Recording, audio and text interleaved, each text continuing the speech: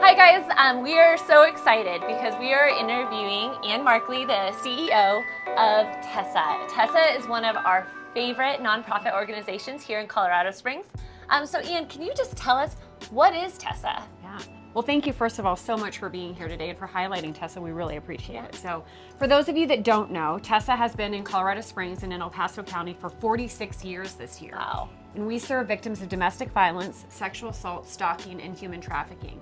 And we do that through a variety of services. That can be through our SAFEHOUSE program, through our SAFELINE, through our housing program, which helps people with utilities and rental assistance. We also have a legal program that helps with temporary and permanent protection orders. We have a clinical program that serves our youth and our adults for clinical needs, and our youth and children's program that works with kids that are both in our residential facility or those that are just out in our community and may have been impacted by domestic violence. In addition, our youth program works to educate our youth on healthy relationships, consent, and boundaries, trying to stop that cycle of violence before it continues. That's awesome. So how would men, women, or children who are in need of your services reach you? Yes. The easiest way really is to pick up the phone and call our SAFELINE at 633-3819. We also realize that picking up the phone is not always the safest way to reach out, so you can go to our website at tessacs.org, and there's a safe chat on there as well, so you can just text us from there.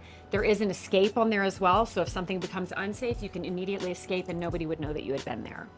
So if somebody were to call in and they were afraid that their abuser might find out that they made this call, how do you handle that?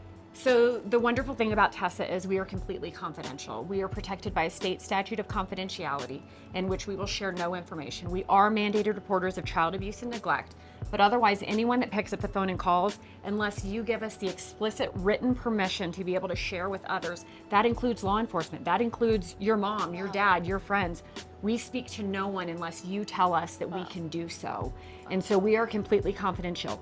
So if you want to come to us and you're not ready to make a police report, you're not ready to engage your family or let them know what you're going through, we can be here to listen, to help you think through what those next steps would be.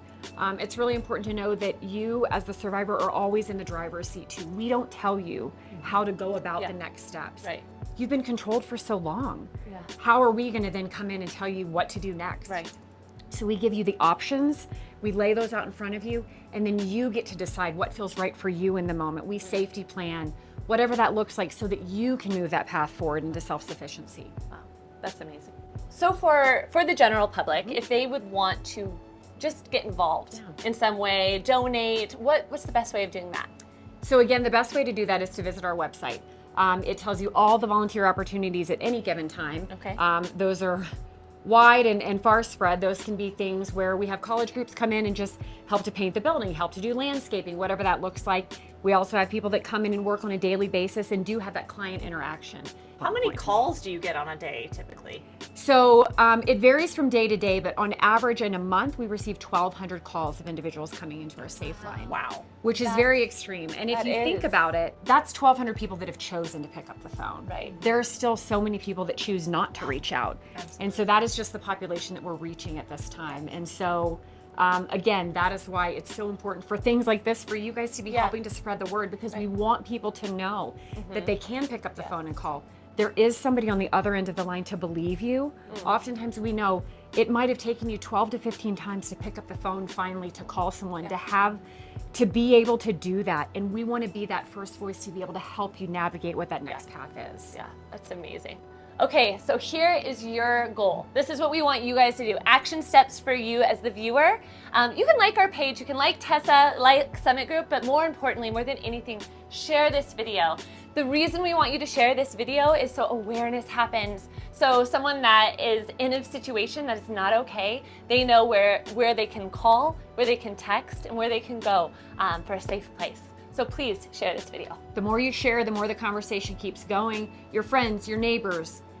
This is happening to people you know, and you might not know it. So by sharing, you're helping to give them that avenue. If they're not comfortable to talk to you, they know where to go.